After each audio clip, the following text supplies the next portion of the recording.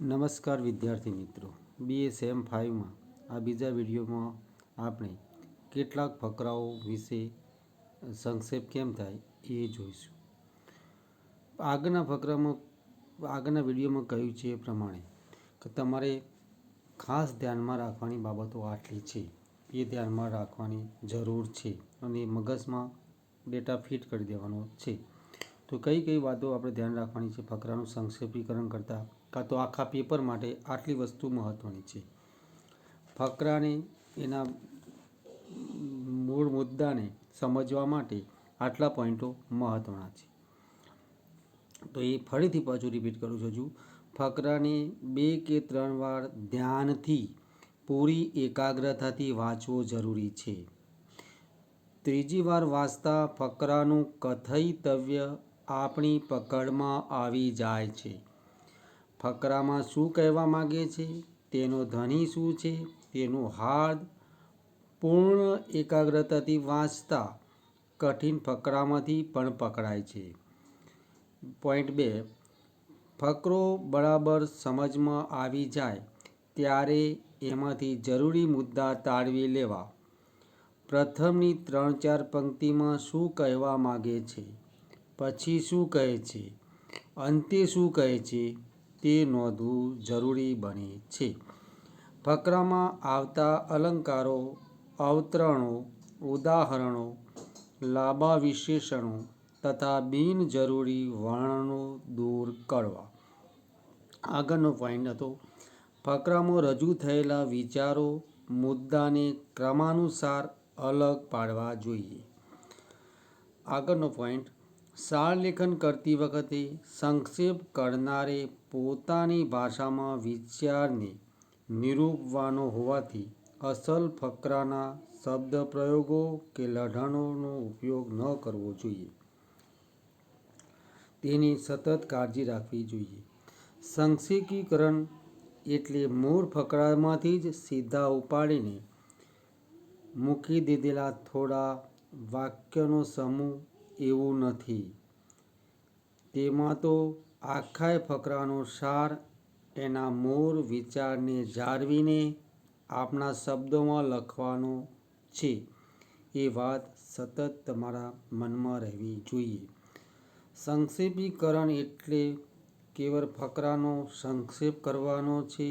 ફકરાનું વિવરણ, ટીકા ટિપ્પણ, સમજૂતી આપવાનું કામ નથી.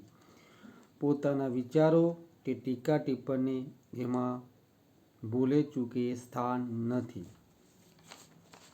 આટલા મુદ્દાઓ તમારે સતત સ્મરણમાં રાખવા જોઈએ. ઘણા વિદ્યાર્થીઓ એવું માનતા હોય છે, પણ એક સારાંશ લેખન પ્રશ્ન તો સાવ સહેલો છે, પણ એવું નથી. આ ભાષાની પ્રભુત્વ સામર્થ્યની વાત છે, એટલે આમાં મહાવરો, સ્વાધ્યાય સતત જરૂરી બને છે.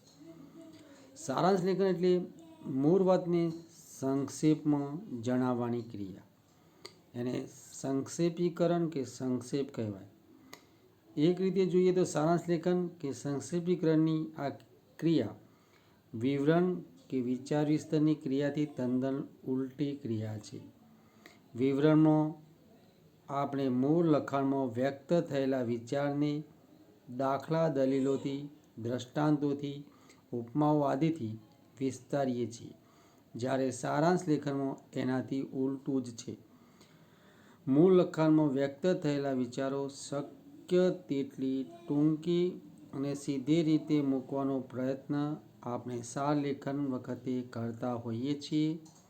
કેવળ વિચારના મુદ્દા જ તારવી લઈએ એ રીતે મૂળ લખાણને શક્ય તેટલા ઓછામાં ઓછા વિસ્તારમાં રજૂ કરવાની અહીં આપણી કોશિશ હોય છે.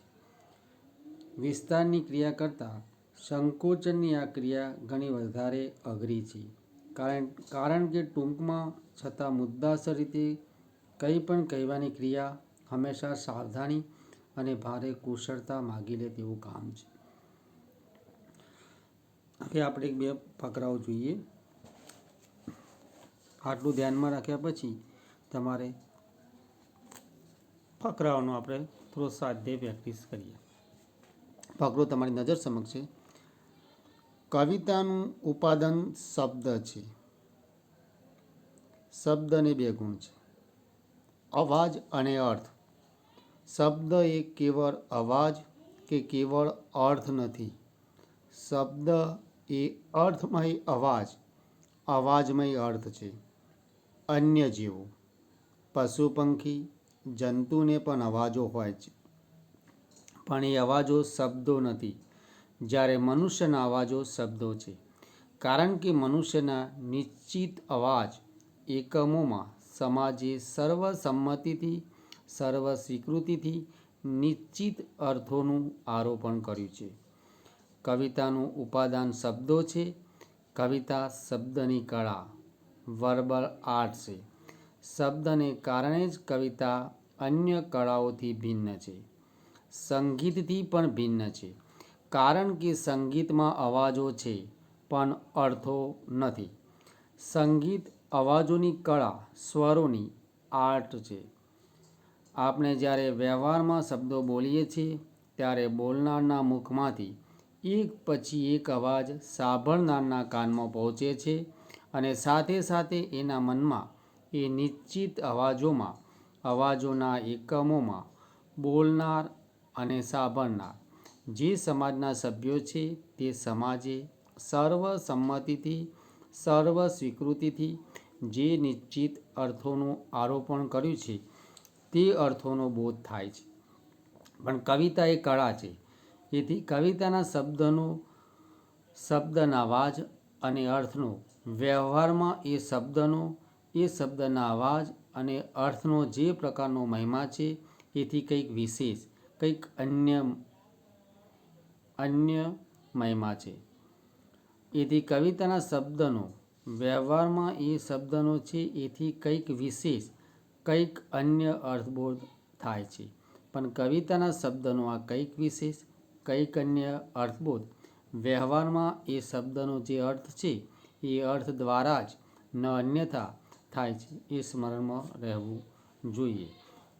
એટલે વ્યવહારમાં જે શબ્દો વપરાય છે એ સાહિત્ય કે કવિતામાં વપરાય છે ત્યાં એનો અર્થ જુદો પડે છે. એ કવિને શું અભિપ્રેત છે એ તમારે ધ્યાનમાં રાખવું જોઈએ. હવે આ ફકરાનો સંક્ષેપ આ પ્રમાણે કરી શકીએ. કવિતા એક કળા છે. અવાજ અને અર્થથી બનેલો શબ્દ એનું ઉપાદાન છે. એ રીતે એ શબ્દની કળા છે. કવિતા શબ્દની કળા છે. શબ્દને લીધે જ અન્ય કળાઓથી એ ભિન્ન છે. વળી વ્યવહારમાં વપરાતા શબ્દો કરતાં કવિતાના શબ્દનો વિશેષ મહિમા છે. કેમ કે વ્યવહારના શબ્દ કરતાં કવિતાના શબ્દમાં વિશેષ અર્થબોધ સમાયેલો છે. અલબત્ત યાદ રહે કે કવિતાના શબ્દનો વિશેષ અર્થબોધ વ્યવહારના શબ્દના અર્થ દ્વારા જ થાય છે. એક આપણે સરસ ઉદાહરણ જોયું. હવે બીજો ફકરો જોઈએ. આ સંક્ષેપ આગળનો ફકરો નિરંજન ભગતનો જોયો. હવે જોઈએ વિશ્વનાથ ભટ્ટનો જોયો. હવે કૃષ્ણમૂર્તિ, જે કૃષ્ણમૂર્તિ. તો એ ફકરો આ પ્રમાણે છે. પેરેગ્રાફ: આજનું શિક્ષણ માત્ર સ્મૃતિનો ઉછેર કરે છે. આપણે જીવતા માણસોને સ્મૃતિના યંત્રો બનાવીએ છીએ. હકીકતો અને અભિપ્રાયોને ધારણ કરનારા સામાન્ય પ્રાણીઓની આપણે નીપજ કરવી છે અને સમય આવે એમનો ઉપયોગ કરવો છે. આપણે એવા માણસો પેદા કરવા માગીએ છીએ કે જેમના મન, ધર્મ, માન્યતાઓ અને પરંપરાથી ગૃહીત છે. મને એવું જણાય છે કે સાચું શિક્ષણ આ બધા સંસ્કાર ગ્રહણોની પેલે પારથી શરૂ થાય છે, જ્યાં માણસ વિચારવાની સાચી પ્રક્રિયા સમજે છે. આ સંસ્કાર ગ્રહણોને ઓળંગી જવાના તમારા પુરુષાર્થમાં સમાજ તમને કશી જ મદદ કરી શકે એમ નથી. સમાજને તો પોતાની પરંપરાઓ નિભાવવા માટે સાધારણજનોની પેદાશ કરવી છે. આવા સમાજ સામે તમારે બળવો પોકારવો પડે છે. જ્ઞાન તમારા અનુભવોને ગ્રહિત બનાવે છે. જો તમારે તથ્યને સીધી રીતે અનુભવવું હશે તો બધા જ જ્ઞાનના વસ્ત્રો ઉતારીને મનને મુક્ત કરવું પડશે. સત્ય અથવા તથ્ય વિશે જ્ઞાન મેળવી શકાતું નથી. સત્યનું સીધું દર્શન, એનો સીધો અનુભવ તમને કેવળ આ ક્ષણે જ થઈ શકે. કેમ મળી શકે એની પ્રક્રિયા કોઈ એક જણ બીજાને દેખાડી ન શકે. કેળવણી માટે પદ્ધતિ જોઈએ. પદ્ધતિ પછી સમયને વચ્ચે લાવે છે. સમય એ સ્મૃતિ છે. સ્મૃતિ એટલે પરંપરા. આ બધા સંસ્કાર ગ્રહણોને જો તમે જોઈ લો તો એઓ પોતાની મેળે ખરી પડશે. સંસ્કારોનું નિર્માણ ત્યાં શાંત થઈ જશે. સંસ્કાર નિર્મિતિની પ્રક્રિયાનું શાંત થવું એ સાવધાનીની શરૂઆત છે. શ્રી કૃષ્ણમૂર્તિ. ફકરો હવે તમે વિદ્યાર્થીઓ સચોટ પોતાની ભાષામાં મુખ્ય વિચારને જાળવીને કરી શકે. આનો સારાંશ લેખન આપણે જોઈએ.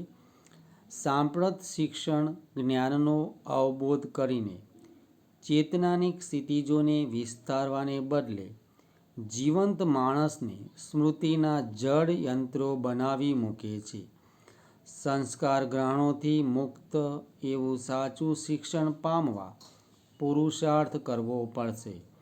પણ પરંપરાપરસ્ત સમાજ એમાં સહાયભૂત નહીં નીવડે. સ્થૂળ જ્ઞાનના વાગા ઉતારીશું તો જ ખરું તથ્ય લાદશે અને સત્યનો સાક્ષાત્કાર થશે. આ સ્વયંસ્ફુરિત એવી પ્રક્રિયા આત્મસાત થશે તો આપોઆપ જ સંસ્કાર ગ્રહણથી મુક્ત થવાશે. આ ફકરાનું તમે જોયું. હવે આગળનું એક તમારા ફકરા માટે ઉદાહરણ નમૂનો. કાવ્યરસના સર્વ અનુભવીઓ એક મતે કહે છે કે આનંદ એ જ કવિતાનું પરમ મુખ્ય પ્રયોજન અને ઉદ્દેશ છે. બરાબર? એટલે કવિતાનો મુખ્ય ઉદ્દેશ આનંદ પ્રાપ્તિનું જ છે. પરમ આહ્લાદક આનંદની અનુભૂતિ એ તમે આ પ્રથમ પંક્તિ પરથી સમજી શકો છો. કવિતાથી અર્થાત કવિતા રચવાથી અને વાંચવાથી તત્કાલ આનંદનો જ ઉદ્ભવ થાય છે અને કવિતાથી બીજા જે પરિણામ થતા હોય તે ફક્ત આડકતરી રીતે થાય છે. આ આનંદ કંઈ વિલક્ષણ પ્રકારનો છે. આ વ્યવહાર દુનિયામાં જે આનંદ મળે છે એના કરતાં આ આનંદ જુદી જ પ્રકારનો આનંદ હોય છે. દુનિયાના સાધારણ વ્યવહારમાં સુખ પ્રાપ્તિથી જે આનંદ થાય છે તેવો આ આનંદ નથી. આનંદ કંઈક અલૌકિક છે, કંઈક ચમત્કારવાળો છે. કવિતાથી મળતા કોઈ જ્ઞાનથી કે કવિતાથી થતા કોઈ પરિણામથી આ આનંદ ઉત્પન્ન થતો નથી. કવિતાથી જ એકદમ આ આનંદ ઉત્પન્ન થાય છે. કવિતાના રસના આસ્વાદનની અને આનંદની વચ્ચે બીજું કંઈ પણ જ્ઞાન, અંતરાય કે નડતરરૂપ રહેતું નથી. કવિતા સમજ્યા પછી, કાવ્યનું હાર્દ ચિત્તમાં ઉતાર્યા પછી કંઈ પણ પ્રયાસ કે મુશ્કેલી વિના એ આનંદ મળે છે. વળી કવિતાથી કંઈ જ્ઞાન મળે કે કંઈ માહિતી મળે અને એ જ્ઞાનની ઉત્તમતાથી કે માહિતીના ખરાપણાથી આનંદ થાય એવો પણ ઉદ્દેશ નથી. કવિતાથી જ તત્કાળ આનંદ થાય એ ઉદ્દેશ છે. કવિતાના લેખમાં કંઈક જ્ઞાન કે માહિતી હોય તો તેથી સ્વતંત્ર રીતે કવિત્વથી જ પ્રથમ આનંદનો અનુભવ થયા પછી એ આનંદમાં વીંટળાયેલા જ્ઞાન અને માહિતી રુચિકર થઈ પડે અને ચિત્ત તેથી તેનો સ્વીકાર કરે એટલું જ. પણ કવિતાની પ્રવૃત્તિ એ જ્ઞાન કે માહિતી આપવા સારું નહીં પણ આનંદ આપવા સારું જ મુખ્ય રીતે હોવું જોઈએ. બરાબર? કવિતાનો આનંદ આપવાનું જ કામ કરે છે. એનું પ્રયોજન આનંદ આપવાનું છે, કોઈ માહિતી આપવાનું નથી. એ જ્ઞાન કે માહિતી પ્રગટિત કરવાની કવિએ પસંદ કરેલી રીતમાં જ આનંદ રહેલો હોય છે અને કવિત્વનો તે ઉદ્દેશ છે.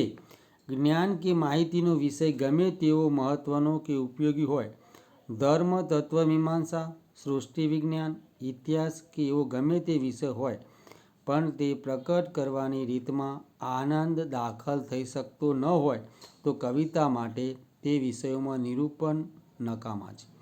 આનંદના પ્રસંગ લાવવા સારું કવિઓ વિચારના, કથનના, વર્ણનના અનેક પ્રસંગોનો ઉપયોગ કરે છે એ ખરું, પણ એ વિષયો માત્ર આનંદ સાધન તરીકે કવિતામાં સ્થાન પામે છે. એટલે આમાં કવિતામાં વ્યવહાર જગતનો જે આનંદ છે અને કવિતામાંથી જે વિલક્ષણ પ્રકારનો આનંદ મળે છે, પરમ આહલાદકની અનુભૂતિ થાય છે, અલૌકિક આનંદની આ ફકરામાં વાત કરવામાં આવી છે. આટલું સમજ્યા પછી એનો આપણે સારાંશ લેખન જોઈએ. તો કવિતાનું મુખ્ય પ્રમુખ પ્રયોજન શું? તો કવિતાનું પરમ અને પ્રમુખ પ્રયોજન આનંદ પ્રાપ્તિનું છે. આ આનંદ વ્યવહાર જગતનો સ્થૂળ નહીં, બલકે વિલક્ષણ પ્રકારનો અને અલૌકિક આનંદ છે, જુદા જ પ્રકારનો આનંદ છે. આમ કાવ્ય સર્જન કે ભાવનની પ્રવૃત્તિ જ્ઞાન કે માહિતી માટે નહીં, પરંતુ આનંદ અર્થે થાય છે, આનંદની પ્રાપ્તિ માટે થાય છે. કવિતા માટે પસંદ થયેલા મહત્વપૂર્ણ વિષયોનું નિરૂપણ તો આનંદપ્રદ જ નીવડવું જોઈએ. એટલે વિષય પણ આનંદના પ્રગટીકરણના અવલંબન તરીકે જ અહીં આવે છે. તો આપણે આજે આ 3 ફકરાઓ વિશે માહિતી આપણે એનો સંક્ષેપ માટે નમૂના જોયા. હવે તમારે આના માટે કોઈ પુસ્તક ચોક્કસ નથી, બરાબર, પણ તમારે કયો કયો પુસ્તકો સંદર્ભ ગ્રંથમાં હોય તો એ લખી લો તો તમારા કામ લાગે. તો ગુજરાતી કવિતાનો આસ્વાદ સુરેશ જોશી, આપનો કવિતા વૈભવ મનસુખલાલ ઝવેરી, સાહિત્યનો આસ્વાદ મણિલાલ હ પટેલ અને બીજા, સાહિત્યનો આસ્વાદ અને સ્વાધ્યાય યોગીન્દ્ર ત્રિપાઠી, રૂઢિપ્રયોગો, કહેવતો અને છંદ અલંકાર ડૉક્ટર પ્રસાદ બ્રહ્મભટ્ટ, અપઠિત લેખન કૌશલ્ય અને પરિશીલન નીતિન વડગામા, અંગ વિષયક રૂઢિપ્રયોગો બિપિન આસર, કાવ્ય આસ્વાદો ડૉક્ટર પ્રસાદ બ્રહ્મભટ્ટ, ગુજરાતી કવિતા આસ્વાદ અને અવબોધ બિપિન આસર, કાવ્યાસ્વાદ હર્ષદ ત્રિવેદી, વિચાર વિસ્તાર છંદ અલંકાર નટુભાઈ ઠક્કર, 39 કાવ્યાસ્વાદો પ્રસાદ બ્રહ્મભટ્ટ, ગુજરાતી કવિતા આસ્વાદ અને અવબોધ બિપિન આસર, દૂધે ભરી તળાવડી ઉત્પલ પટેલ, કાવ્ય સમીક્ષા અને ગદ્ય સમીક્ષા બાબુ દાવલપુરા, સાહિત્યાયન બાબુ દાવલપુરા. આ પુસ્તકોનો તમે આ પેપર માટે ઉપયોગ કરી શકો છો અને મહાવરા દ્વારા તમે આગળ વધી શકો છો. તો આપણા એકમ એકમાં 5 પેરેગ્રાફનો સંક્ષેપ કેવી રીતે થાય એની સમજૂતી આપી. હવે આપણા આગળના વિડીયોમાં કંડિકાનું વિચાર વિસ્તાર વિશે વાત કરીશું. દરેક વિદ્યાર્થીઓને મારા થેન્ક યુ, આભાર, ઓલ ધ બેસ્ટ.